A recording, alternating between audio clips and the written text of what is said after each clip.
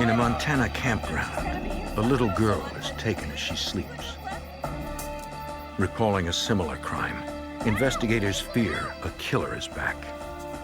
Desperate to find the girl alive, they face grim clues, false leads, and a cunning suspect. Police, agents, and a mother with unshakable determination struggle to solve the mystery of what happened in those dark woods.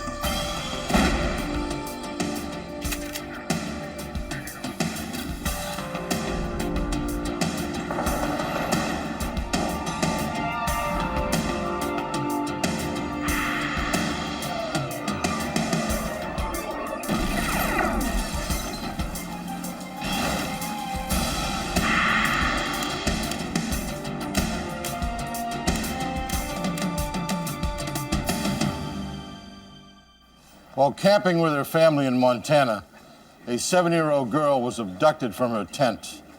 No one in the campground witnessed the crime, and the kidnapper left no clues. I'm Jim Kallstrom, former head of the FBI's New York office. At the time, little was known of criminal profiling. Agents would use it as they raced against the clock to find a criminal more monstrous than anyone imagined.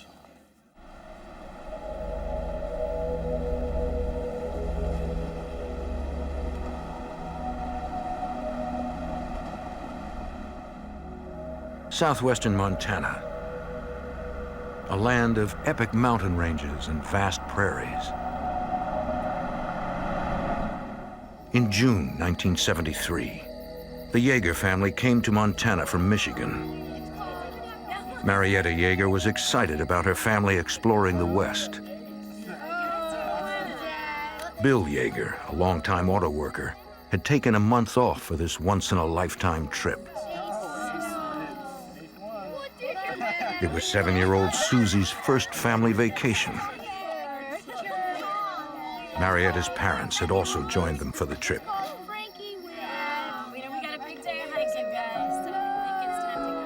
On Sunday, June 24th, they prepared to spend their last night in Montana's Headwaters State Park. In the morning, they would continue west.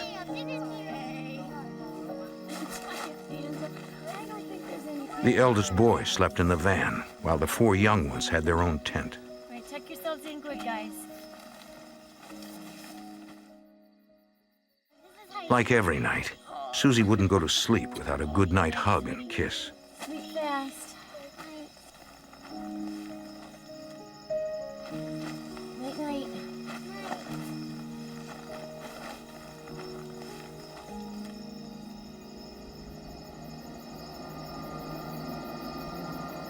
The night was chilly. Still, the Yeager children slept peacefully.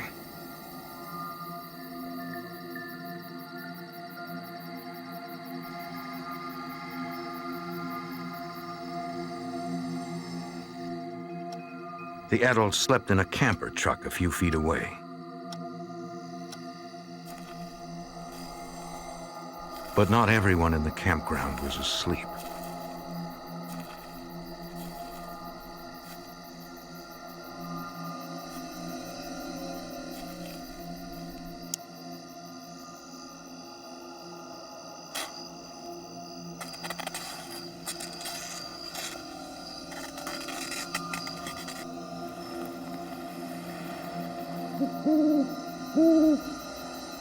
Around 4 a.m., a breeze awoke 13-year-old Heidi Yeager.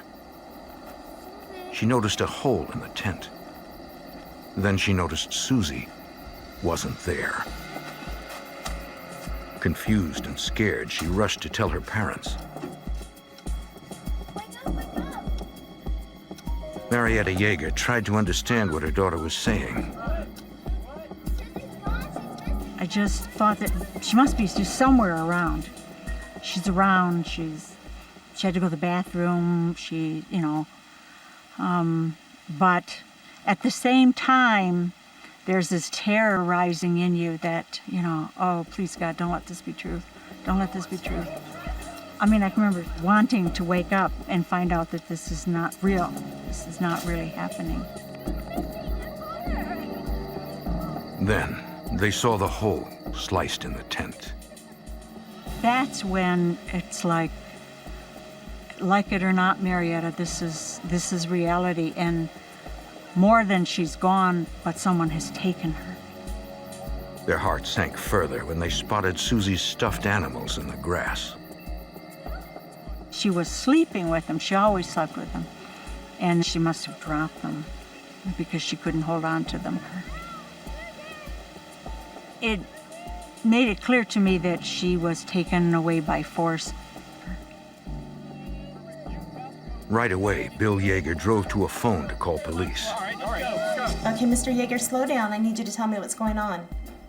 I want you to hold on the line. I'm going to get help. The sheriff's dispatcher immediately radioed Gallatin County Deputy Don Houghton, who was working the night shift. State Park campground. Have report of a 7-year-old. 10-4, I'm away. On the way to the headwaters, Deputy Houghton stopped to pick up City County investigator John Onstad.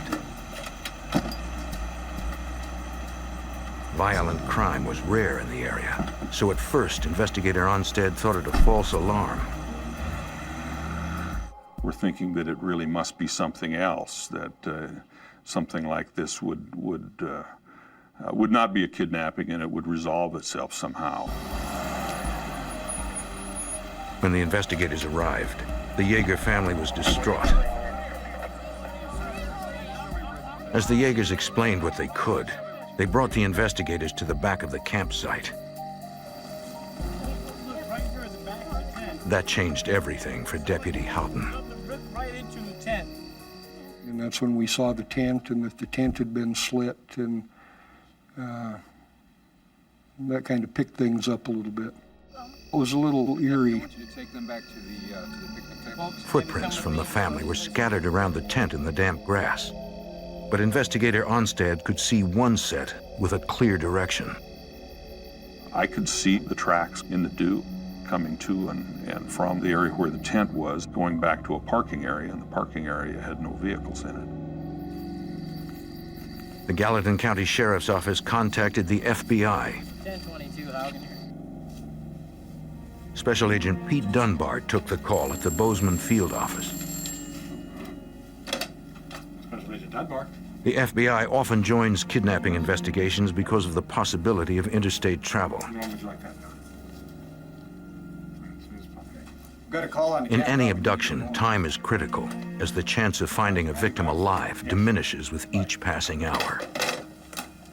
What is it? I'll tell you on the way. Dunbar and Special Agent William Terry left for the campground immediately. By the time the agents arrived, local deputies had started a search for Susie and had begun interviewing the other campers. The only clues so far were the footprints and the gash in the tent. But that was enough to convince Special Agent Dunbar what happened. No question there was a kidnapping. In some cases you don't know, some types it's a parental type of thing, but in this instance, absolutely no question but there was a kidnapping of a child. The search quickly became one of the largest in Montana history.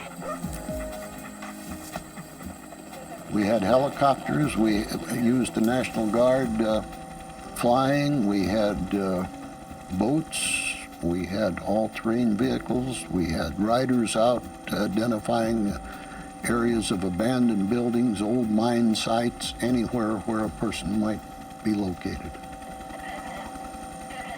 They began at the Yeager campsite, then expanded in widening circles. During the search, a few veteran deputies recalled a similar investigation in the same campground 5 years earlier. That crime was discovered May 5th, 1968, when during a troop outing, a Boy Scout tried to wake up his tent mate. The 12-year-old had been stabbed and beaten during the night. The scout's lung had been punctured, and he suffered severe head trauma. He died the following day. That case remained unsolved. Many of those searching for Susie couldn't help but wonder if that killer was back.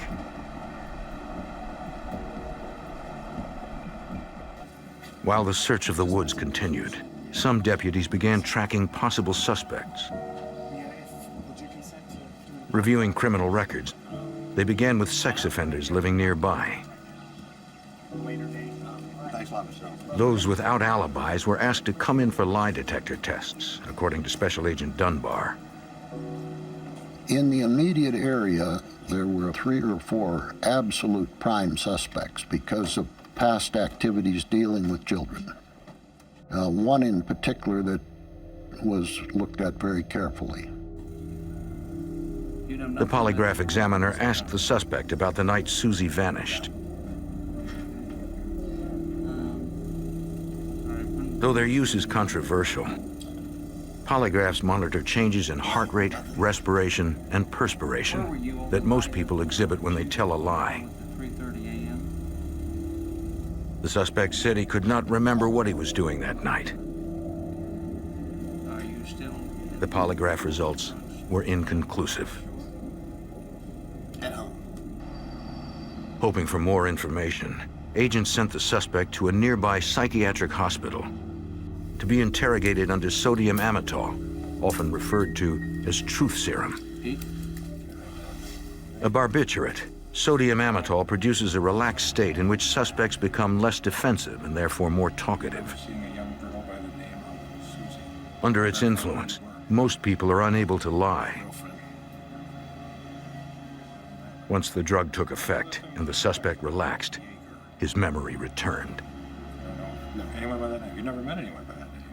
He remembered what he had been doing during the time of the kidnapping. He had been in Butte, Montana. We checked it out. People in Butte could verify what he said was correct, and he was eliminated. Hopes of a quick arrest were dashed. Police and the FBI sought the public's help.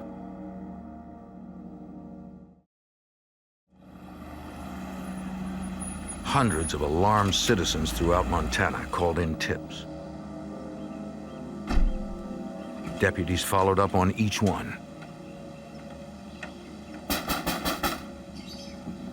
One caller urged authorities to interview his 25-year-old neighbor in Manhattan, Montana, describing him as odd. The deputies knew the man, a local contractor. Nothing appeared suspicious, however. And like others in the community, he said he would do what he could to help.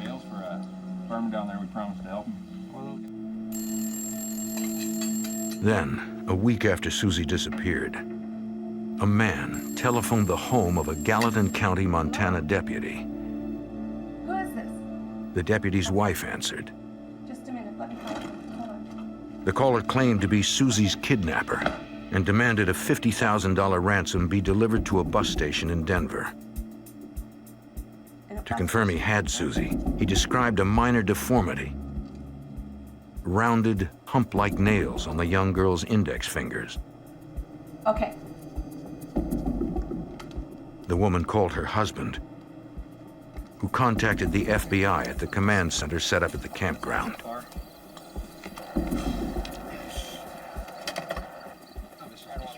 Special Agent Dunbar told the Jaegers about the ransom call. When he mentioned the fingernails, they were stunned. Susie did have rounded nails on her index fingers. The call was legitimate. Agents needed the kidnapper to call back with details about the ransom drop. But the call never came. A crushing blow for the family and investigators, according to FBI Special Agent William Terry. As time went by and there was nothing to give directions as to where the money should be placed or how she was going to be returned, the hope left. Watching deputies drag the rivers in Headwaters Park for a body was agonizing for the Jaegers. Yet Marietta and Bill refused to give up hope. I made a commitment to stay faithful to her as her mother, that not to give up, to continue to believe that she was still alive until such time, if ever it would have to happen, that I would have to accept concrete proof to the contrary. Still, the Yeagers could not remain in the campground forever. Bill needed to return to work, so after more than a month, the family had to go home. And it was so hard to leave, you know, for me, to leave the last place that I had seen her. Despite the best efforts of law enforcement, they had not been able to find the kidnapper. But soon, he would find Marietta. In June 1973, 7-year-old Susie Yeager was abducted from her tent in Headwaters State Park, Montana. Although the family had to return to Michigan, the FBI assured Susie's parents, Bill and Marietta Yeager, that they would not give up on the case. You know, as soon as we got to Detroit, the FBI agents were waiting for us. And so I felt I could trust them. I felt that they were competent and they were willing to keep me informed. And for me, that was very important. I needed to know everything that was going on. Though investigators thought Susie had likely been murdered, the Yeagers still hoped she was alive and that the kidnapper would make contact again. The FBI arranged for the phone company to trace any calls from the kidnapper and asked the Yeagers to place a recording device on their telephone. I think the kids and I should be able to handle that. Doesn't seem too technical. The family and their friends worked diligently to make certain nobody forgot about Susie.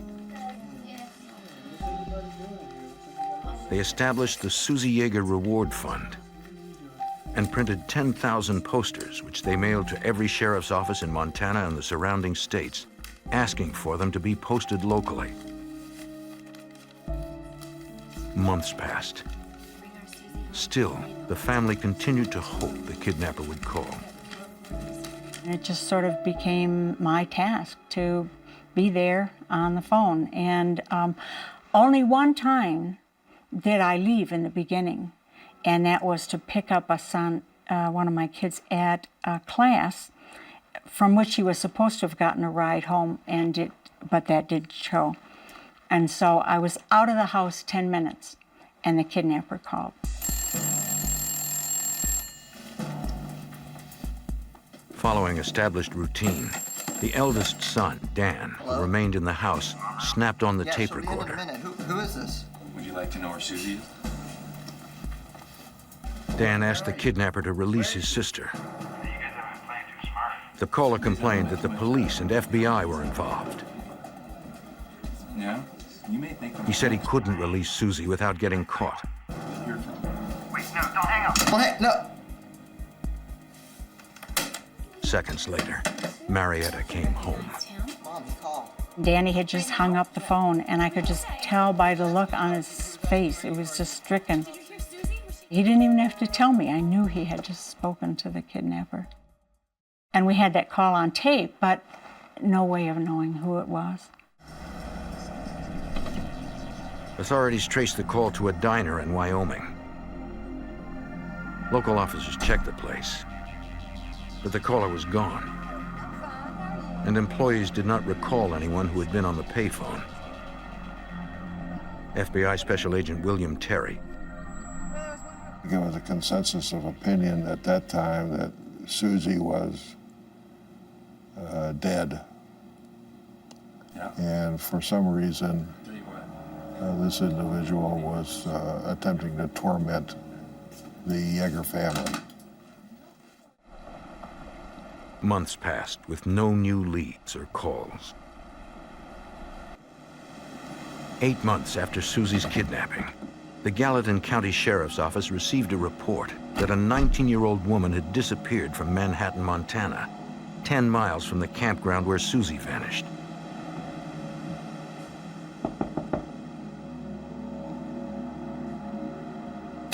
Her mother was worried and told the deputies what she knew.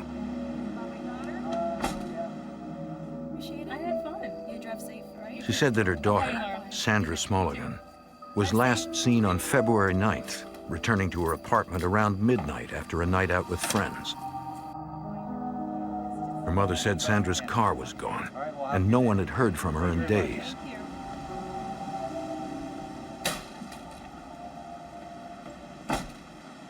Like almost everyone in the small town, the deputies knew Sandra. They opened a missing persons case and set out in search of her car. Gallatin County Deputy Don Houghton, still working the Susie Yeager kidnapping, was also part of the new investigation. The area that I was assigned was to the northwest of the town of Manhattan. And this was a large area. And what we were doing was driving county roads, dirt roads, farm roads, looking for the car. On an abandoned ranch in the Horseshoe Hills, Deputy Houghton noticed fresh tire tracks off a dirt road, then spotted something that seemed out of place.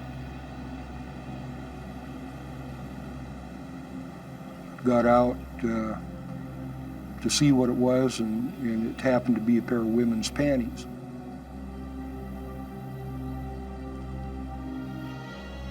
Houghton wanted to check out the barn nearby.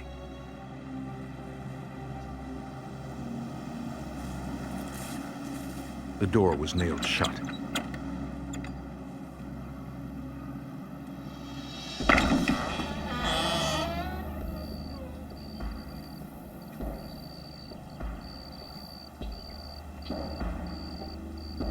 Inside, a tarp and other debris covered a car. The license plate had been removed. But in the small community, most people knew their neighbors' vehicles. Deputy Houghton recognized the car. It was Sandra Smolligan's. There was no trace of the young woman. Needed 1013 on a white Ford. Houghton called in the find. WP 521.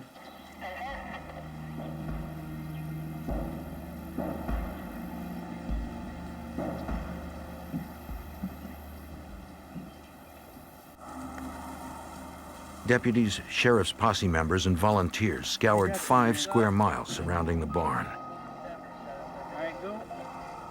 In line searches, they marked any items that might be evidence. Go.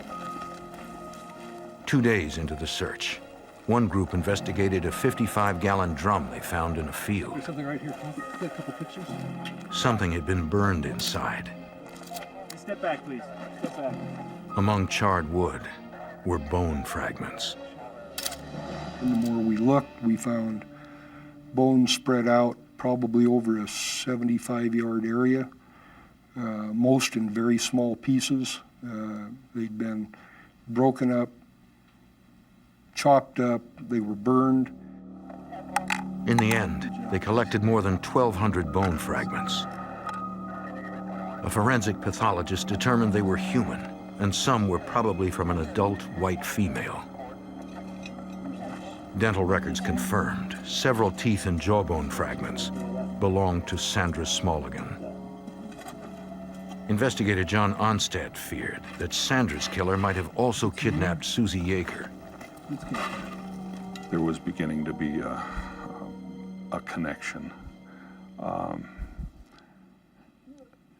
Probably partly due to the part of the country we live in and what goes on here, what doesn't go on here. Sandra Smolligan had been dismembered. Whoever committed such an unspeakable crime might have taken Susie too.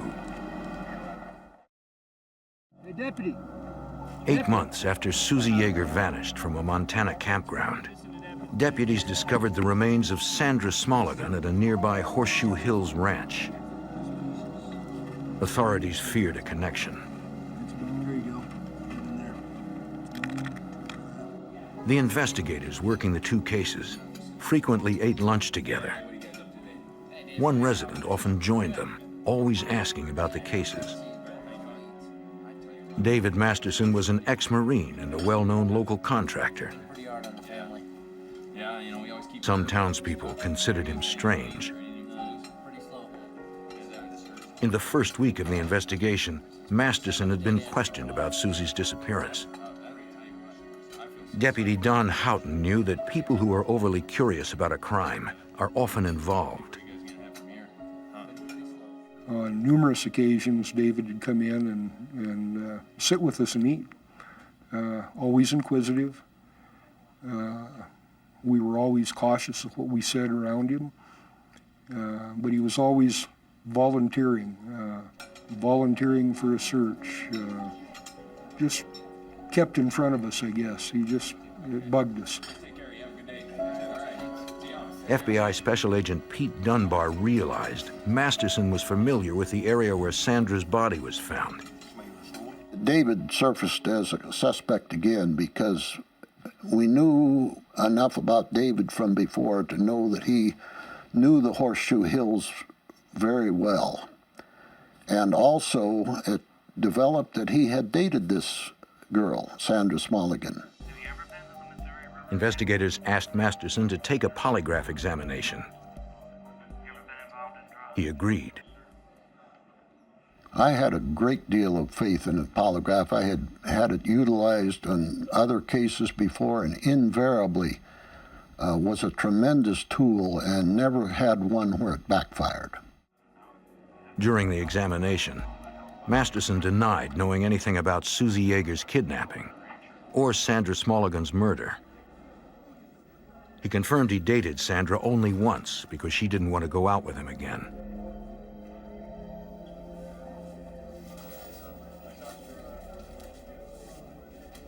The polygraph examiner detected no sign of deception. As they had with other suspects in the Susie Yeager case, agents asked him to submit to questioning under sodium amytal. You know Susie Yeager? I do. I mean, I've heard about her. At the psychiatric hospital under the barbiturate's influence, Masterson calmly answered every question. He said everything then that he told me in my interview before we did sodium amytal. He didn't deviate one iota. As far as my interview is concerned, there was no difference whether he had it or did not have it. Put the investigation back to where we had nothing.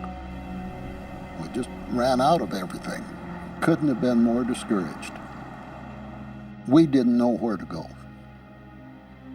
We had run out of suspects.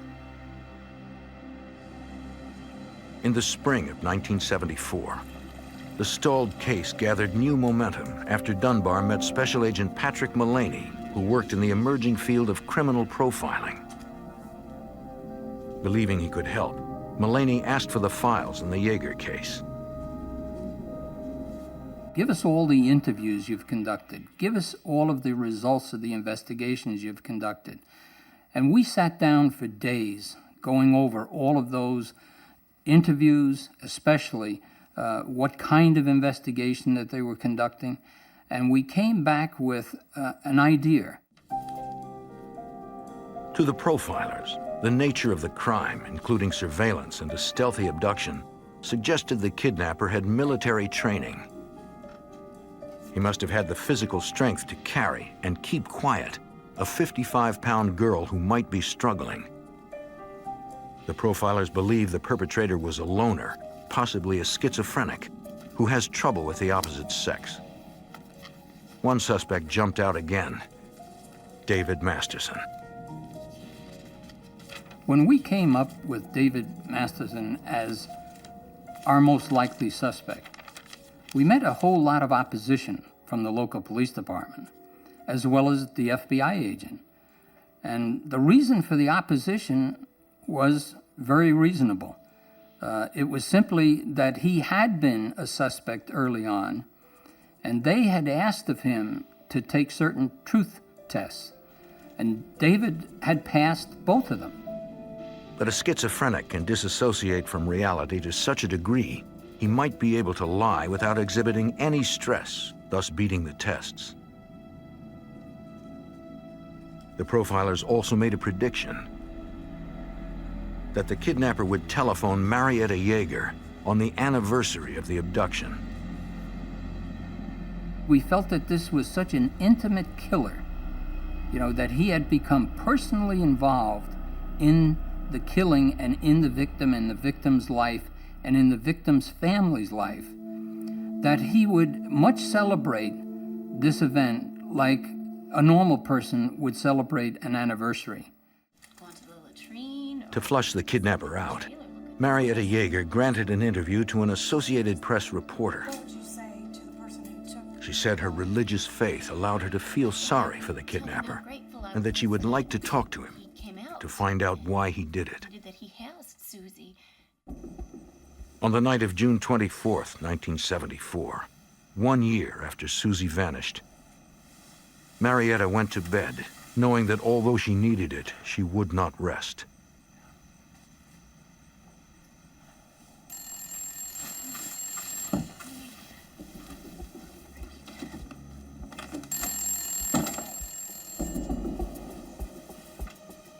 As she raced to the phone and recorder, she hoped, finally, to get some answers. Yes, this is. Exactly 1 year after Susie Yeager vanished from a Montana campground, a man telephoned Susie's mother, Marietta. Hello? The first thing he said was, "Is this Susie's mom?" And I mean, then I knew for certain who it was. He said, "This is the man who took her from you 1 year ago to the minute." Can we have her back? And then the phone went dead. What happened? It was him. The Yeagers were devastated. Oh, no. What did he say? The call was so short, a successful trace was unlikely. It was him. Another call, if it should come, would be the only link to their little girl. Hello? I was so relieved. I was so relieved. But my mind was spinning, what's going to happen, what can I say? And so in the beginning, I sort of gave the lead to him in the conversation. He had this need to let me know that he was the one who was in control. I have Susie. She's doing great. The kidnapper boasted he was too smart to get caught. Why did you... About it. He said he and Susie had been traveling together. We've been going all over the place, having a great time. People think we're family. Where is she right now? Marietta wanted proof that her daughter was alive. Ma'am, She wanted to talk to Susie. fine. You don't need to worry. Like I said, The kidnapper said the girl was nearby, sleeping in his cabin. She hasn't had a hair of our... By this time, I knew that my husband had notified the FBI. They were trying to trace the call. So I knew it was important to keep him on the phone. I wanted the FBI to get to him before he got away and find out, if I was going to get my little girl back again.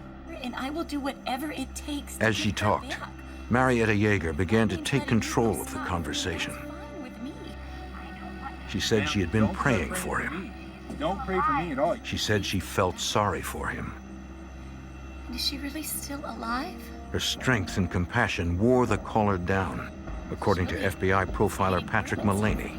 Taking care of her. To be able to contain herself over an hour with the person that she viewed as having her child was beyond belief. The caller initially starting with the typical psychopathic challenge, "I am the one that kidnapped your child 1 year ago to the minute, this day." To turn him from that point where he's really sticking it to her to where at the end of the hour, that caller could not hang up the phone. And when he ultimately did hang up the phone, he was sobbing, crying. I just came up with anything I could. Agents responded to the Yeager home, hoping the call would finally lead them to the kidnapper. At the time, long-distance calls passed through a series of relay stations. You gotta keep me informed. Telephone personnel traced the call as far as Sarasota, Florida. But a system failure there prevented further tracing. Agents had to tell the Yeagers it didn't work. Seems to be a problem with the trace. Let me know. All I could think of was that he had said Susie was asleep in his cabin and we'd lost the chance to find her. Then, a month later, a rancher in Montana showed investigators where somebody tapped into his telephone line. His phone bill showed a call to the Yeagers in Michigan that he hadn't made. Under the lines, he had noticed fresh tire tracks that did not match his truck tires.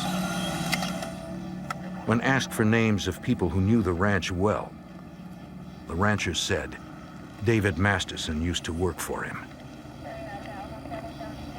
The investigators recalled Masterson had been a communications specialist in the Marines and would know how to tap the lines. Agents looked into a new technology, voice print analysis. A person's voice is made unique by their body's physical makeup, and scientists had begun charting voice patterns using a sound spectrograph. The voice print experts compared the anniversary call recording to a recording of an interview with Masterson. They reported a match. How you guys doing today? Investigators confronted Masterson with the voice print analysis. Stop by and say hello, see how you're doing. I want you to take a look at this. They explained the results indicated he had very likely made the anniversary call to the Yeagers. Masterson told Special Agent Pete Dunbar he was unimpressed. And he said, "Oh, shoot, you know, I've got relatives whose voices sound just exactly like mine." So we asked who they were. To begin with, I want Investigators put together a voice lineup consisting of Masterson and the relatives he named. Won't take very long at all. You ready? From the ranch where the anniversary call was made, they telephoned the Yeagers.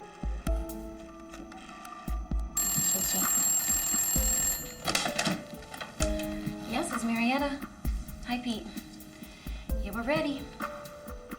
Each speaker identified himself by a number and read an excerpt of the anniversary call. I'm number 1.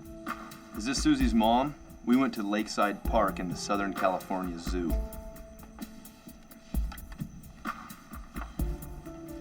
I'm number 2. Is this Susie's mom? We went to Lakeside Park in the Southern California Zoo.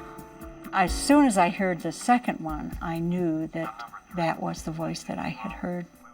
You know, that was indelibly etched in my memory. I would not forget that voice.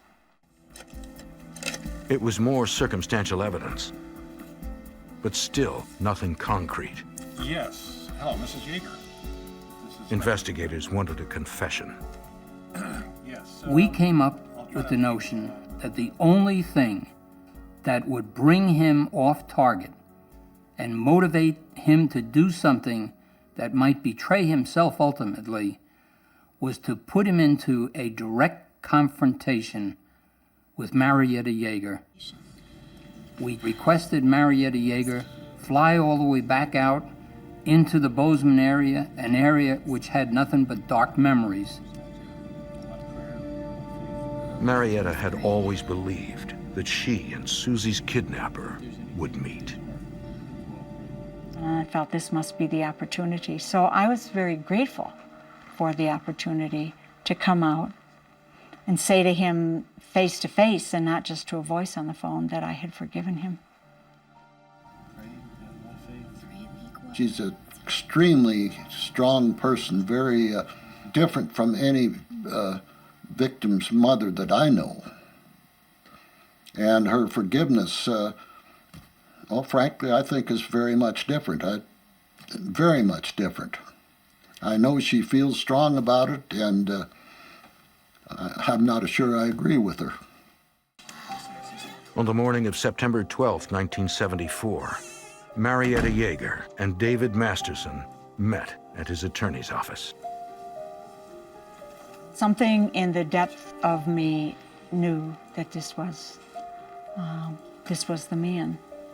And when I looked into his face, I could tell by his eyes that he was a mentally ill man. Nice to finally put a face. Unwavering, Marietta told him she knew he had taken Susie. Masterson insisted he was innocent. They spoke for more than an hour, Marietta trying to get him to admit what he had done, but he never cracked. Finally, the attorney said, well, I think this is enough. We've given it a fair shot. And so we stood up, and he shook hands with me. But it took all the discipline I had to let go. He was the one. I knew he was the one, and I didn't want him out of my sight. We'll be right back, Michelle. I'm sorry, I'll be right back.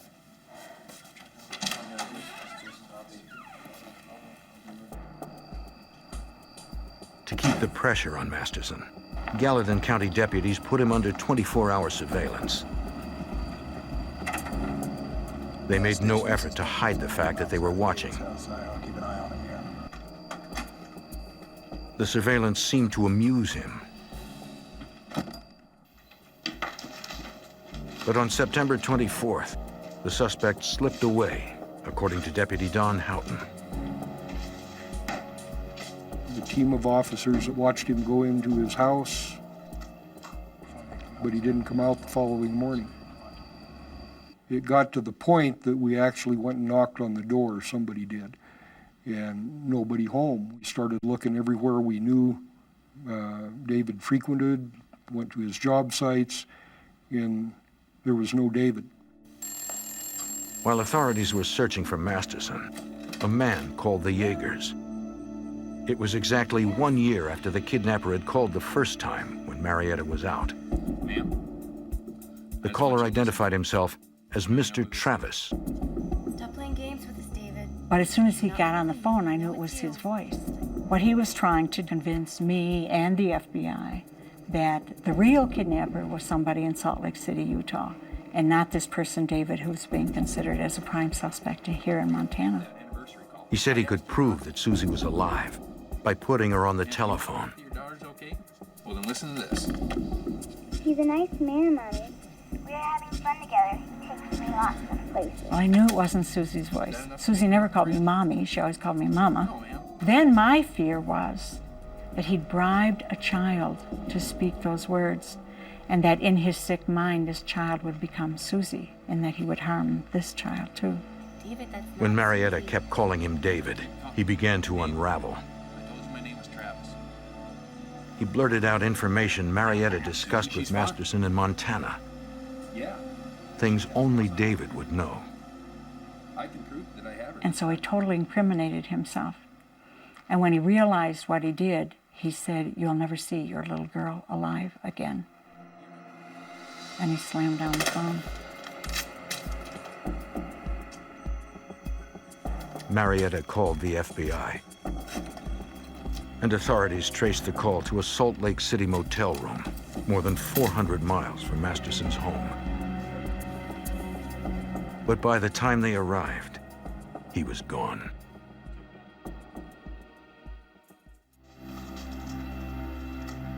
After David Masterson eluded surveillance, investigators believed he called Marietta Jaeger. Marietta heard a young girl's voice, but she knew it wasn't Susie. I know my own daughter's voice. Gallatin County prosecutor Thomas Olson, who had been hoping for more evidence before an arrest, feared Masterson was more dangerous than ever. I was in a state of panic. I immediately assumed he had taken another child. And we knew he had to act. We couldn't wait any longer. When Masterson came back into town, they decided to make the arrest and hoped to find more evidence against him later. He offered no resistance. He had already hired one of the area's top attorneys. Among his personal effects, they discovered stationery from the Salt Lake City motel where the latest call originated, with the name Travis written on it. Authorities executed a search warrant created with the help of FBI profilers, according to Deputy Don Houghton. They told us that a suspect in this kind of a crime or these kind of crimes would probably keep souvenirs or trophies of his victims. to include everything from jewelry, clothing, to body parts. Our search warrant listed all those items. Inside the freezer, deputies made a grisly discovery. Packages wrapped in butcher's paper, marked with the initials of the murdered woman, Sandra Marie Smulligan.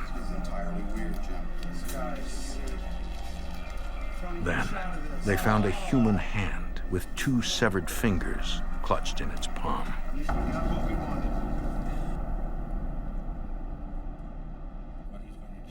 They discussed the evidence with Masterson's attorney, who announced his client had a shocking confession. The attorney says that David's going to admit to 4 murders, and that hit me like a sledgehammer.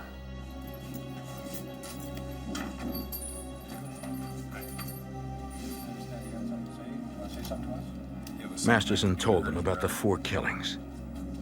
They began in 1967. He was a high school senior when he committed the first one. A fellow student had picked a fight with him.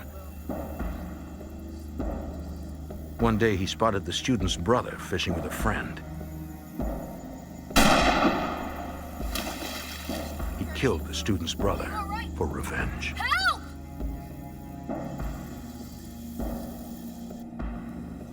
Why the Boy Scout? What did he do? Masterson said his second murder was when he killed the Boy Scout at the Headwaters campground in 1968. Kick me out. He did it to embarrass the local troop that had terminated his participation with the Scouts. His third victim was Susie Yeager. He waited until he thought everyone was asleep. He said he took Susie to the Horseshoe Hills Ranch, where they had found Sandra Smulligan's bones. He strangled her, dismembered her body, and scattered her remains. Anything special stand out? Just somebody else? Everyone wanted to know why. Don't like it, or Masterson had no answer. he's just upset. He also confessed to killing Sandra Smulligan.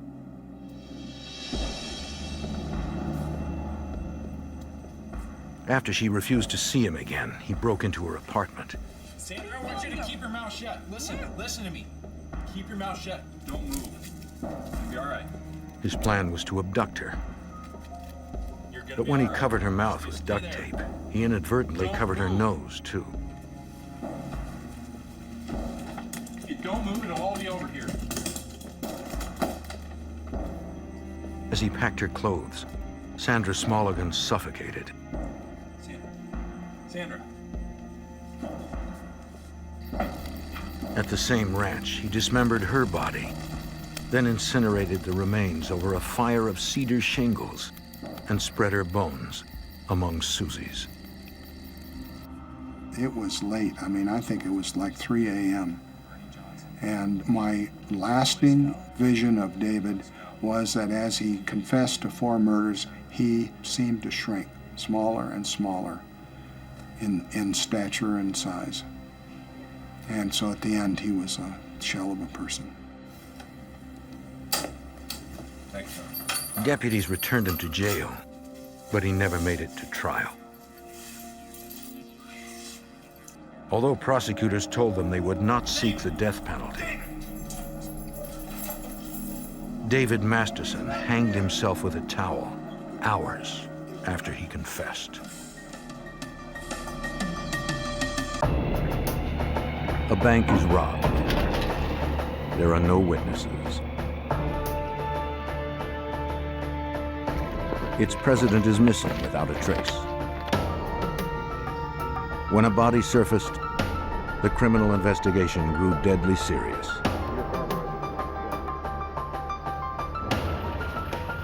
Federal agents descended upon a small town that found itself gripped by fear.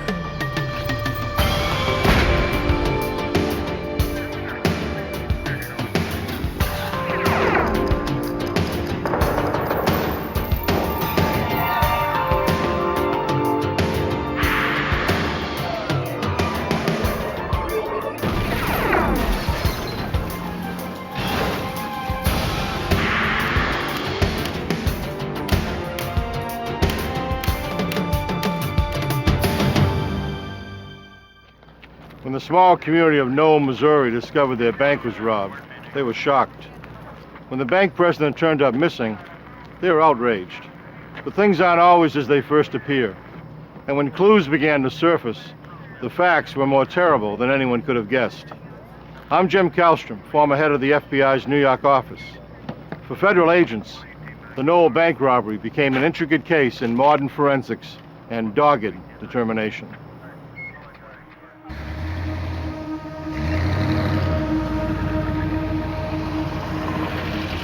The Cowskin Bridge over Grand Lake, Oklahoma, just after 3 a.m.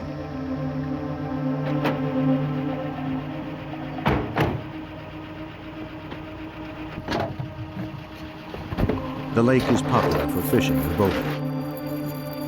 But on this night, it would be the scene of something far more sinister.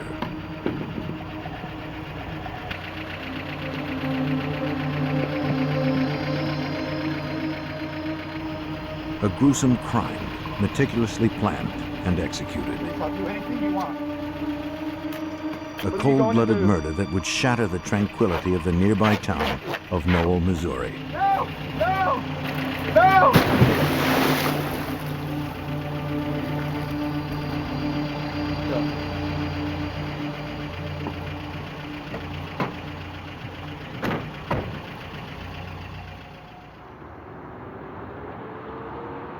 Tucked away in the southwest corner of Missouri and home to about 1,200 residents, Noel is a community proud of its small-town charms and low crime rate. On the morning of October 6, 1989, Pauline Coonrod headed off to work at the State Bank of Noel. The cashier's first task upon arriving was to unlock the front doors.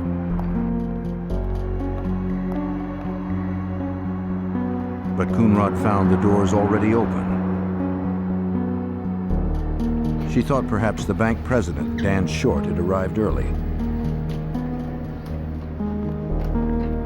But as she walked through the building, she saw no one.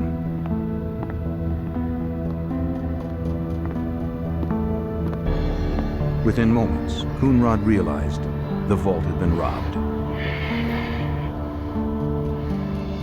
Noel police and the McDonald County, Missouri sheriff responded to Coonrod's 911 call. The FBI was also called in since the bank was insured by the FDIC, the Federal Deposit Insurance Corporation. An agent was sent to investigate from the nearby Joplin, Missouri office. The entire scene was meticulously photographed and dusted for prints. The agent noticed that the security camera had been spray painted and shot out. Spent casings found below the camera indicated that the robbers used a .45 caliber handgun. Investigators discovered that the thieves had made off with over $71,000, including 320 pounds of quarters, dimes, and nickels. We also keep some money here. Strangely, more than $100,000 in bills was left behind in an unlocked drawer. Bank President Dan Short was one of 4 bank employees with access to the vault and its time lock. Yet he was the only one of the 4 who hadn't arrived that morning. Questioning him became essential to the investigation. Bank Vice President Mark Allman told investigators that Short intended to work late the night before. The time lock on the vault hadn't been set the night that the robbery occurred. Dan had came in was in the habit of working later in the evenings, different times during the week, but that particular night he'd put it on standby so that he could come back at a later time and open the vault manually. Agents wondered if Dan Short had in fact returned to the bank that evening. The sheriff drove to Short's house in Arkansas, near the Missouri border. But no one was home, and his red pickup truck was gone. Short's absence alarmed investigators. They couldn't help but wonder what role the banker played in the robbery. Within hours, word of the crime spread throughout the scandalized community. Noel's a small town. Main industries, poultry processing plants, some small shops, local merchants, quiet town, tourism in the summertime with the rivers, that sort of thing. But basically just your average small town. Crimes like this did not happen here. Reports of the heist and the missing bank president filled Noel news broadcasts. Investigators received many calls from the community offering help. One call from an employee at Sibley Manufacturing just outside of town gave investigators their first break. Hey, listen, come in this morning. I see this truck. He reported a red pickup truck abandoned in the factory parking lot. The truck was registered to Dan Short. Investigators found coin wrappers strewn across the truck bed. The truck was dusted for fingerprints, but only Short's were identified. That's a whole roll of dimes, man. I can see right after that. The discovery of the truck gave case agent and 19-year FBI veteran Liddell Farley a couple of scenarios to pursue. At the end of the first day, we weren't sure if we were dealing with an abducted banker or whether the banker, Mr. Short, had absconded with the money. Stops were being placed with his credit card. Airports were being canvassed. Rental car agencies were being checked to see if he perhaps had leased a car. But primarily we're looking for his body, either alive or dead, in the immediate area of Noel. With Short still missing, investigators secured a search warrant for the bank president's house, hoping to find something that would lead to his whereabouts. State police, anybody home? Mr. Short. Inside, all was quiet.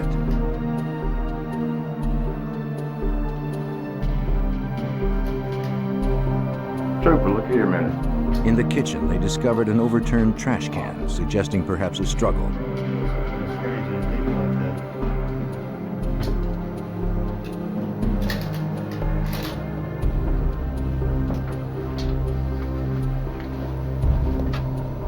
They searched every room. Mike, come here a minute.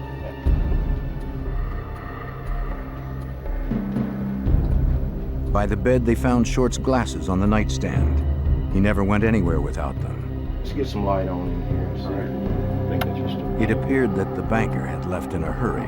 I'd say he cleared. Yeah. Still, it was impossible to determine from the search whether he had fled or was abducted. With no sign of Short, agents canvassed his neighborhood hoping for a lead. One neighbor, Carol Dryden, recalled seeing several vehicles pulling into Short's driveway the night of the robbery. Assistant U.S. Attorney Mike Jones was involved early in the investigation. According to Jones, Dryden's statement was critical. Around 2 o'clock in the morning, which really gave us the first time frame, she saw lights going into Dan Short's property, headlights, and then about 15 or 20 minutes later going out of Dan Short's driveway. But the neighbor's statement didn't put the FBI any closer to finding Short. McDonald County Sheriff Don Schlesman was a lead investigator in the case and coordinated the massive search for the banker in the area surrounding Noel. We set up a command post on the west side of Noel. The groups were split up, giving roads to walk down. Highway Patrol had their helicopter down. We had airplanes. Just mainly did a search from the air and ground. Beginning from the location where Short's truck was found, search teams proceeded outwards in concentric circles, hoping to find a trace of Short in the immediate vicinity. 5 days after the crime, there was still no trace of the bank president. As the hunt expanded, Farley and 22 agents from the Kansas City office formed a task force with local law enforcement. To house the large number of personnel, the FBI set up headquarters at the local armory. While they unpacked, leads came pouring in from concerned residents. One tip came from local truck driver Buddy Mills. Having heard about the heist, Mills told an agent about what he saw on a road in Noel the morning of the robbery. This was 3 a.m. in the morning. Returning home from work at about 3 a.m., he encountered 3 vehicles leaving town. One truck matched the description of Short's red pickup. It headed off with a 2-tone van. The other dark-colored truck followed Mills for a while until it turned down a road toward neighboring Arkansas. This information jibed with Carol Dryden's recollection of the traffic outside of Short's house at 2 a.m. Mills' account reinforced the time frame for the crime. Farley met with the bank president's ex-wife, Joyce, who had been married to Short for 25 years. Although they had recently separated, Joyce stressed he was a loving father to their 2 children. Having worked closely with him at the bank for several years, she never witnessed any impropriety. Yet Short was the FBI's only suspect right now, and after several days of searching, he was still missing. On October 11th, a couple fishing in Grand Lake, just over the state line in Oklahoma, hunted for a good spot to drop a line. They motored to a favorite shady spot. Hoping to hook some bass, they sighted what looked like a clump of seaweed floating on the water. Moving closer, they made a gruesome discovery.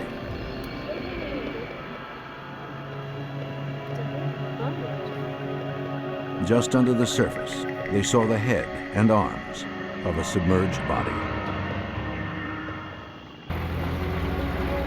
5 days after the robbery of the State Bank of Noel, Missouri, a dead body surfaced. 2 employees of the marina towed it to a dock. The body was badly decomposed, but the coroner determined that the man had been dead for 5 days. Immediately after death, bacteria begin to break down the soft tissues of the organs, releasing gaseous compounds.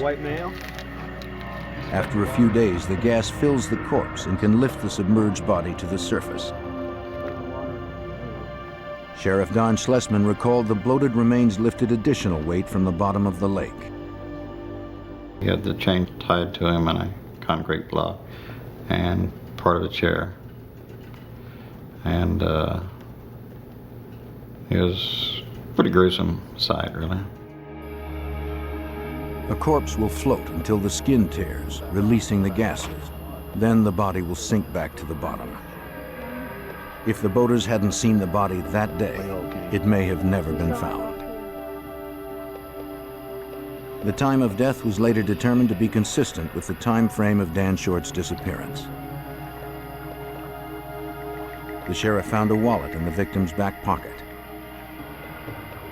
Inside was a driver's license confirming the identity as Dan Short. The sheriff contacted the FBI. The search for 51-year-old Dan Short was over, and a homicide investigation had begun. With his surfacing, which was almost in defiance of the people who had murdered him, it gave us the knowledge of what had happened, and it gave us the focus that we needed in the investigation to direct resources thereafter. Farley and his partner Larry Nolan rushed to the lake to conduct their own review of the body. Special Agent Nolan's first task was to preserve the evidence. Collectively, the decision was made to release Mr. Short from the chair, at which time I released him and preserved the concrete block and the chain hoist, the chair, and also the duct tape. Okay, guys, that's undone.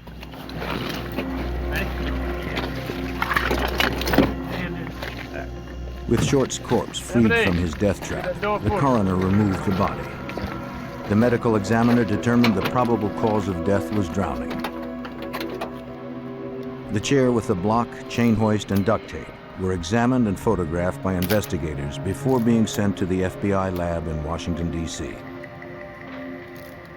The task force set up a hotline and published pictures of the chair to alert the public, hoping someone would come forward with information.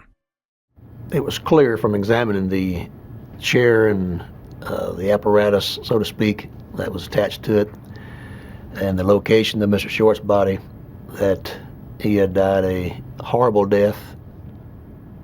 All indications are that he was conscious when he was dropped from the bridge, some 30 feet to the water. The hotline was inundated with calls, helping build a file of more than 80 suspects. According to Sheriff Don Schlesman, one promising tip came from an anonymous caller who urged investigators to question two brothers, Joe and Shannon Agofsky. The Joplin Police Department dispatch received an anonymous call from someone that said the Agofskys had a lot of change in their possession, and a lot of change was what was taken from the bank. The FBI tracked down 23-year-old Joe Agofsky at a junkyard just south of Noel. The manager pointed agents to where Joe worked on his car. Yeah, sure. He's working right out there in that yard right there. Oh, that's him right there in the black vest? Yeah. Okay, thank you. How you doing? You Joe Agofsky? Yes, sir. Joe said that on the night of the robbery, he had been at his girlfriend's house, more than 40 miles from Noel. Is she available, and does she live locally here? Yes, sir. Okay, very good. We're also interested in 45 handguns. Do you have that? He was cooperative and told them he had two .45 caliber handguns, Could we see it? the same caliber as the weapon used to shoot out the security camera. They inquired if they could test fire the guns. Joe agreed and told investigators the weapons were stored at his home. His 18-year-old brother Shannon would be there to meet them.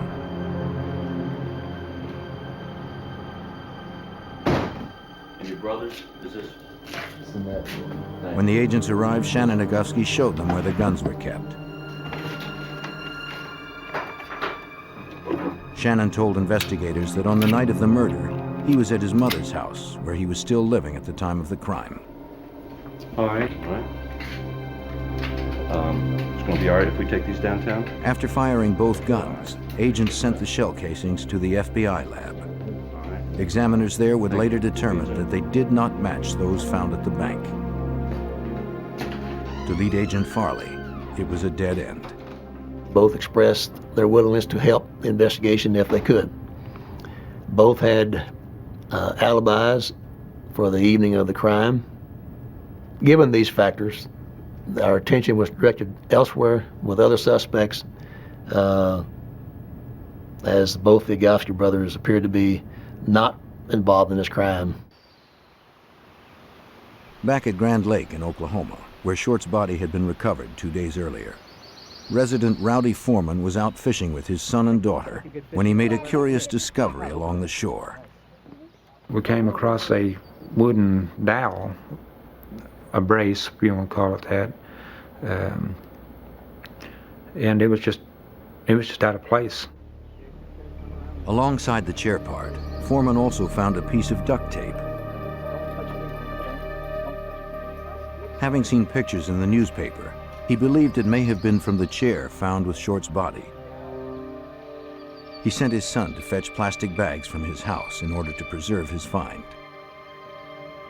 Sheriff Don Schlesman and a partner drove to Oklahoma to question Foreman about the discovery. And they asked me, said, do you have a piece of evidence? I told them, I said, I don't know if it's evidence. I said, I found a piece of duct tape. And his first comment was, oh my God, isn't that pretty? And they were looking at the fingerprint, just clear as day. It was a print there. The fingerprint appeared to be made from car grease, impervious to the lake water. But investigators still had to prove the tape was used in the crime. Although the tape contained fingerprints, that piece of evidence was not relevant unless it could be proven to be part of the chair or the apparatus in which Mr. Short was drowned.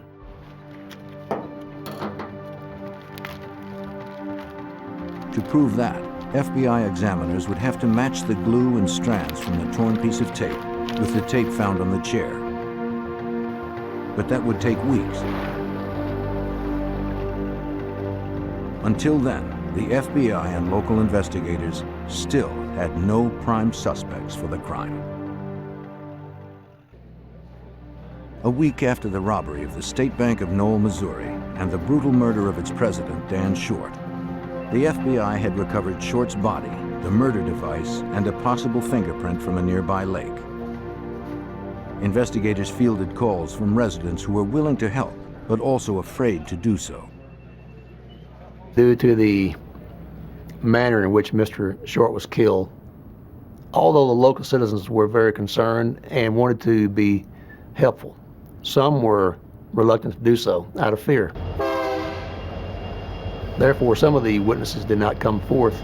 They did so sometimes out of the insistence of a friend or an associate. Farley received one such call from a man who claimed his friend might have information about the chain hoist wrapped around the chair that drowned Dan Short. The friend's name was Wayne Boutain. Boutain owned the chain hoist, which had recently been stolen. Though he notified the police, the hoist was never recovered. He suspected the Agofskis of stealing it. Farley showed Boutain the photos of the hoist investigators had retrieved from the lake. Boutain identified it as his own. He recognized damage on the pulley.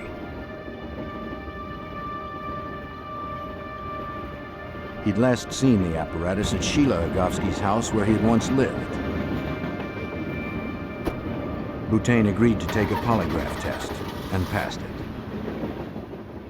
Another important development in the case was the determination that the chain hoist, which was duct taped to the chair, was property of Wayne Boutain, who had left it at the residence of Sheila Agofsky a few days before the murder of Mr. Short.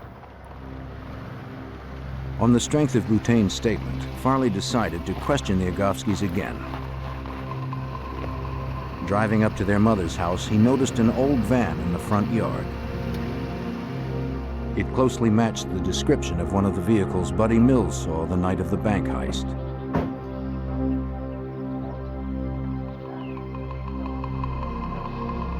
Can I help you with anything? Yes, ma'am. Farley questioned Sheila about the missing chain hoist, but she claimed to have no memory of it. She also corroborated Shannon's alibi, saying he was at her house the night of the murder. I don't know anything about it. I have no idea. Okay. I can't help you with anything. I appreciate your time. We'll be back in touch. Farley left with suspicions that she knew more than she was telling.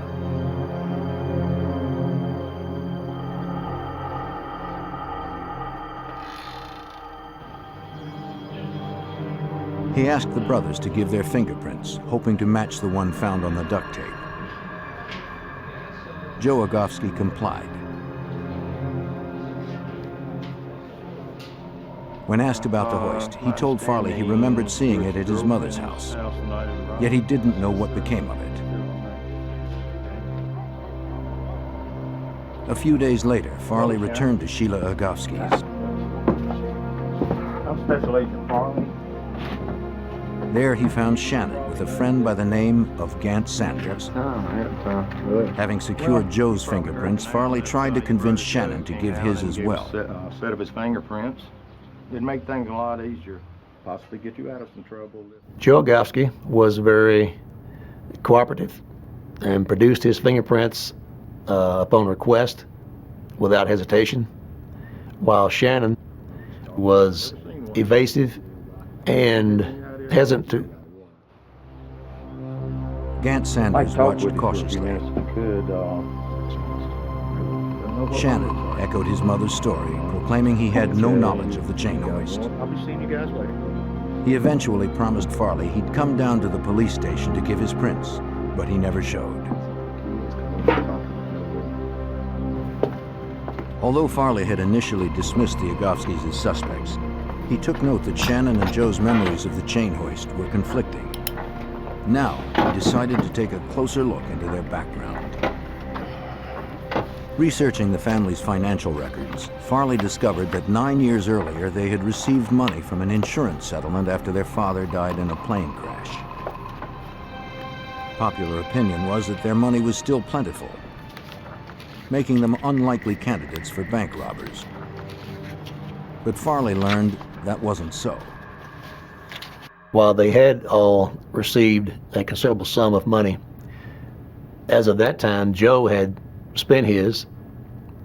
Their mother had spent a large portion of hers, and Shannon Agofsky had a considerable amount of money still in a fund, but it was not available to him at that time until he was 21. Agents found that both brothers had recently purchased cars with cash, yet neither had jobs.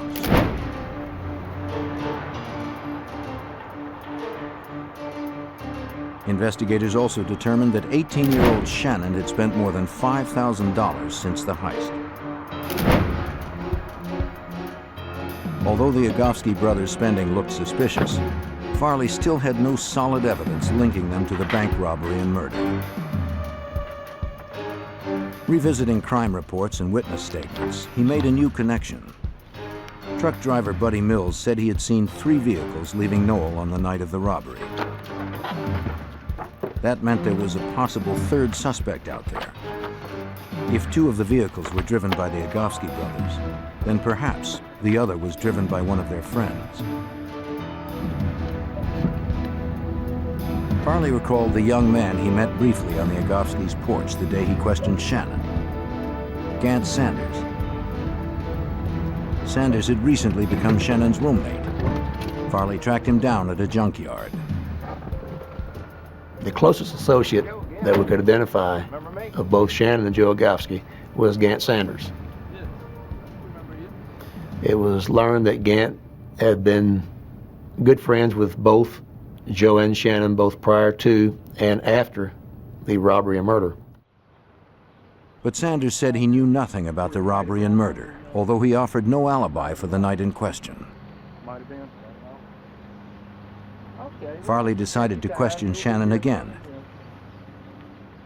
this time with a polygraph machine. A couple of things about the test is nothing will be painful. The test was administered in a motel room by a technician from the Missouri capital of Springfield. A polygraph is used by investigators as a tool to rule out possible suspects. The machine monitors the subject's reactions to stress in 3 ways. Tubes fastened around the chest monitor the slightest change in respiration. Low-voltage electrodes placed on the finger detect moisture on the skin. All right, relax your arms. And a cuff on the arm measures changes in blood pressure. The examination is based on the body's fight or flight principle. I'll need you to sit perfectly still. When the brain perceives a physical or psychological threat, the body responds by increasing blood pressure, heart rate, and respiration. Shannon Agofsky was asked about Dan Short, the robbery, and the murder. Did you take a chain hoist from Wayne Butane's? No. Did you kill Dan Short? No. Based on his physiological responses, the examiner determined that the younger Agofsky brother was deceptive about his knowledge of the crime. It was clear to Farley that Shannon was somehow involved. You do. But he'd need more convincing evidence to bring charges. Figure out what's best for yourself. In December 1989, the Agofskys were subpoenaed to appear before a grand jury to answer questions under oath. Each family member gave testimony separately. Shannon, Joe, and Sheila each disavowed any knowledge of the bank robbery and the murder of Dan Short. After questioning, Shannon was once again asked to supply his fingerprints voluntarily. Can you tell me where these are? Again, he agreed and set an appointment. In Washington, D.C., FBI analysts continued to examine the items sent to them by the agents in Noel, trying to match the chair part and tape retrieved by Foreman to the chair and tape that had been bound to Dan Short. An examiner confirmed that the wood found by Rowdy Foreman was part of the same chair that Dan Short was taped to. The piece of tape with the fingerprint on it was the most promising piece of evidence. But did it match the tape used on the chair and body? It did. Examiners were conclusively able to link these portions of tape by matching the torn ends, the fibers, and the glue. The tape found by Foreman had 2 complete prints on it. They compared the prints to Joe Agofsky's, but they did not match. Farley recalled this finding was not all bad news. The fingerprint examiner notified me that the prints on the tape were similar to that of Joe Agofsky, but not identical. And he advised me that the fingerprints of siblings were often similar in pattern. Therefore, getting the fingerprints of Shannon Agofsky was imperative. Although he told the grand jury he would provide his fingerprints, Shannon never did. But this time, Farley would force Shannon to comply by serving him with a subpoena. Grudgingly, Shannon Agofsky gave his prints to the FBI almost 5 months after the heist and murder. Since comparing his prints to those found on the tape would take several weeks, Shannon was free to go.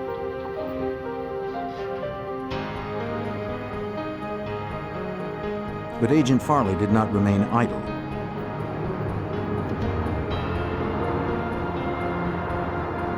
He knew that Gant Sanders was close to both brothers and probably knew more about the crime than he had said. So he decided to confront him.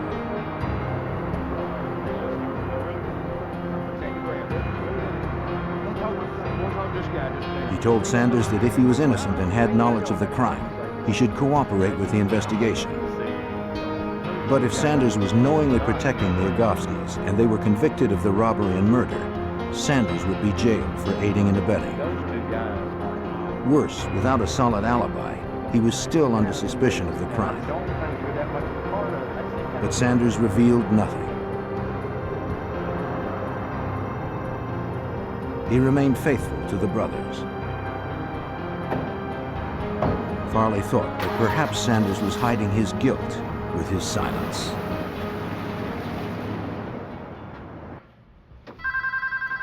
Agent Farley pursued 2 brothers, Joe and Shannon Agofsky, as the prime suspects in the bank heist and murder.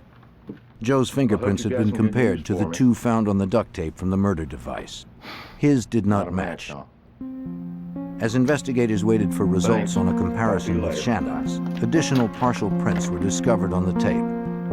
Now the FBI needed new prints from Shannon, a 360-degree view to match the partial prints on the duct tape. But Shannon was nowhere to be found. Farley hoped that he could get to Shannon through one of the Agofsky brothers' friends, Gant Sanders. The agent also suspected Sanders could be the unidentified accomplice. But cooperating with the FBI would mean betraying his longtime friends. Finally, in June of 1990, hoping to clear his name, he contacted Farley, wanting to talk. Investigators told Sanders they thought that he had helped commit the bank robbery and murder in Noel with the Agofsky brothers. But Sanders claimed he had nothing to do with the crime. However, he did admit to his involvement in another, more recent incident. On one particular evening in late December 1989, Shannon and Joe Agofsky broke into a house in Missouri and stole several rifles. The brothers rendezvoused with Sanders later that evening, setting the second part of their plan into action. The next day, Sanders and Shannon drove across the state line into Arkansas and sold the guns. It was a federal violation. Sanders recalled another time when the brothers tried to convince him to participate in another, more violent crime just months after Dan Short's murder. Sheriff Don Schlesman recalled how the Agofskis tried to recruit Sanders. And they told him, we're not doing any more Mickey Mouse stuff. We're going to go hit a place, and there's probably going to be some shooting, because they got armed guards. And if you don't really want to kill somebody, you'd probably better let us know so we can take you back home. And so Gant told him he didn't really think he wanted to be involved in something like that, so they turned around and did take him home. By cooperating with the FBI, Sanders made a deal for his role in the illegal sale of the firearms and was put on probation. He was also finally dismissed as a third suspect in the bank robbery, passing a lie detector test 3 times. With the help of Sanders' statement, Farley issued a federal warrant for Shannon Agofsky. He was indicted for transporting and selling firearms across state lines. Since Joe had not been involved in the sale, he was not charged. Authorities tracked down Shannon in a small town in Arkansas several months later. When apprehended, police searched his vehicle and found several bags of nickels in his trunk. Shannon was turned over to authorities in Missouri and booked in the Springfield Federal Courthouse. Look at me.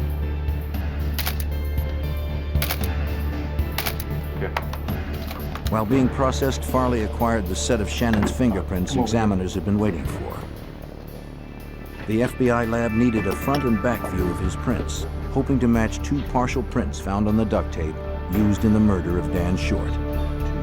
But his older brother Joe was still free, and Farley had little evidence to tie him to the crimes. Investigators knew the brothers remained in contact while Shannon was behind bars. Since all prison conversations were recorded, agents got a glimpse into the Agofskis' family relationship. Shannon made a number of calls to his mother and Joe. According to Assistant U.S. Attorney Mike Jones, one call was particularly incriminating. Shannon was asking Joe if we would be able to make a case against him, and Joe indicated that we would not be able to put him at the scene. Farley knew the brothers were worried, but the call was not enough to arrest Joe. Then, just days later, he finally received the results from the lab. Those fingerprints turned out to be the fingerprints of Shannon Agofsky. The tape was determined to have come from the chair in which Mr. Short was bound to. Therefore, that piece of tape became a most important piece of evidence in this case. Mike Jones now had a strong case against Shannon. We knew we were going to prosecute Shannon once we got those first 2 fingerprints, and then the main focus was on Joe, trying to get a case built against Joe. How's it going? Finding evidence against Joe was a thorny task. Nothing directly linked him to the crime. Once again, Farley combed through financial records to see how much Joe had spent. We attempted to determine all his cash transactions and did determine that he had spent some $19,000 in cash during the 16 months following the robbery. During that time, he was unemployed and had no logical explanation for having that much cash. Scrutinizing Joe's phone records, Farley made another important find. Joe had made several long-distance calls to his girlfriend at her home during the very days leading up to and after the robbery. The calls destroyed his alibi. Joe had stated that he was staying with her the entire time. Not too smart. They called Sanders in for additional questioning, hoping he could shed more light on Joe's involvement. What I'd like for you to do is Sanders told the agents about a conversation he had with both Agofsky brothers. That incident took place in Sammy Skaggs' junkyard. The 3 of them were working on one of the cars, and Sammy Skaggs announced that the banker from Joplin was here to pick up his car. And that apparently generated a comment from, I believe it was Joe, that what the three of them ought to do was to follow a banker, follow him home, grab him, kidnap him, and force him to take him to the bank and open the vault. At the time, Sanders agreed that it might be an easy way to get rich. The plan sounded eerily like what could have happened to Dan Short. It was now clear to the FBI that the brothers had the knowledge, motive, and opportunity to pull off the homicide and heist. Based on accumulating evidence, Joe Agofsky was arrested more than 2 years after the horrifying crime. Both brothers were indicted on 3 federal counts relating to the bank robbery and murder. But would the evidence be strong enough to convict the 2 brothers? The investigators were betting on it. Almost 3 years after a bank heist and brutal murder, FBI agent Liddell Farley handed prosecutors all the evidence the task force had amassed. Reviewing their files, the agents described the Agofskys' plans and actions to Assistant U.S. Attorney Mike Jones and his associates. They were determined to prove beyond any doubt that the brothers had committed the crime. The FBI had learned that Joe Agofsky, needing information about the state bank's floor plan, had opened a safe deposit box a few weeks before the crime. Bank Vice President Mark Ullman told investigators that Joe was particularly interested in Dan Short as well. He made a point of asking who Short was and where he lived. He's our president. Would you like to meet him? Oh, no, thanks. I was just asking who he was. Returning home, Joe drew floor plans to the bank and plotted the crime with Shannon. They decided to do the job before the sun rose, so there would be no witnesses. We're going to go through the front door. When we get through there, I want you guys to knock the cameras out. To get into the vault, they needed someone who had the keys and knew the combination. Make sure you get them keys. For that, they would abduct Dan Short, the bank president, and force him to open the vault.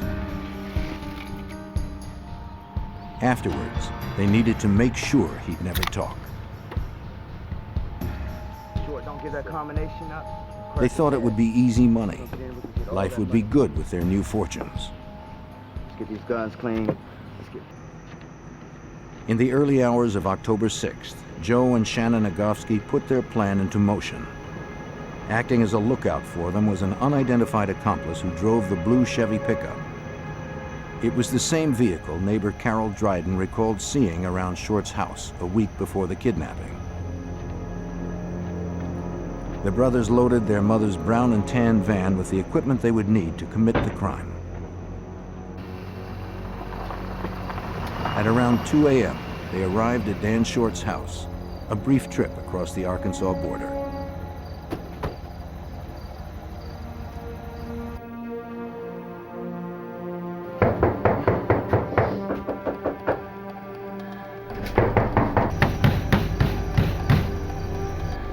Eventually, he awoke from a deep sleep.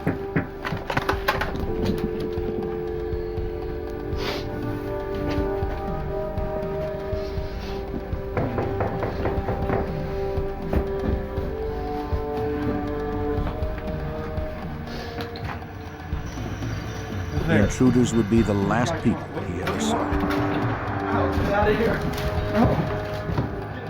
Short tried to flee,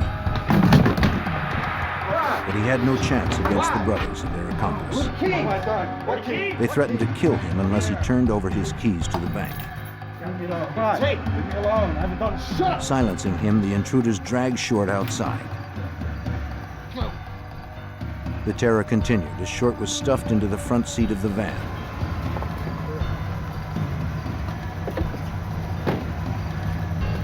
Each criminal drove one of the vehicles, including Short's red pickup, as they sped off for the bank. Agent Farley and the prosecutors continued piecing together the events of October 6th.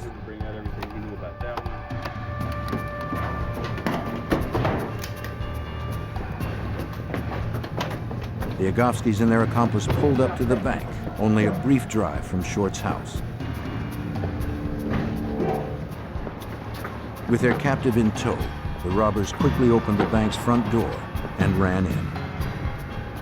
No alarm sounded because Short had neglected to set them, and no one would ever be able to see what was about to happen.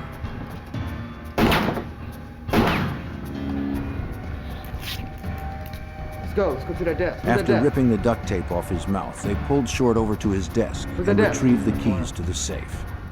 7 left. Then they forced him to provide the vault's combination. Hurry up. 42 right.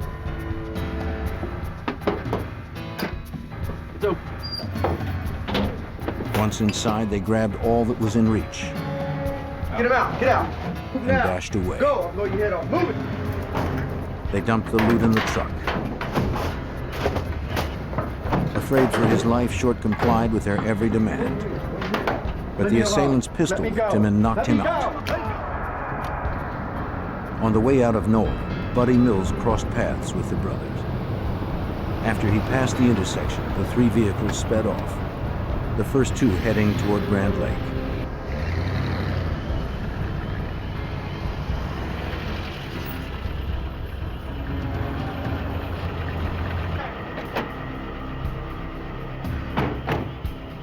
Reaching Grand Lake, some 22 miles from Noel, the two remaining vehicles stopped along the high point of the Cowskin Bridge.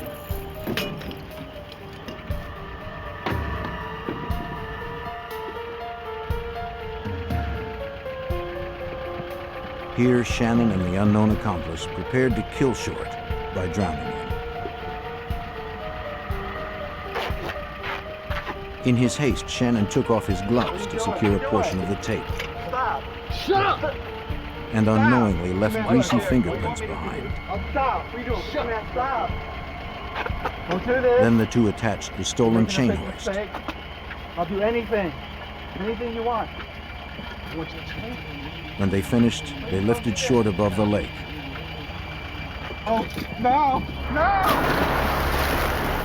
And plunged him into the black water below. At the first trial in September 1992, the evidence was strong enough to persuade a jury to convict Shannon and Joe Agofsky of 3 federal crimes relating to the robbery, abduction, and use of firearms during the illegal acts. In the state trial, only Shannon was found guilty of murder.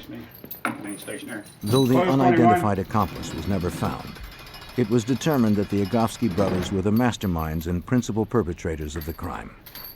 No charges were brought against their mother, Sheila. Without doubt, this was the most difficult investigation I've been involved in as an FBI agent. Some 29 years of investigating various crimes. This was an unusually heinous crime.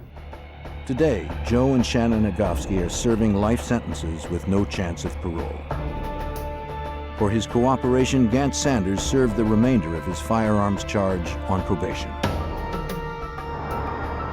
Noel has returned to normal, a violent chapter in its history now closed. Yet because of the crimes of these blood brothers, it will never be the same quiet, innocent place it once was.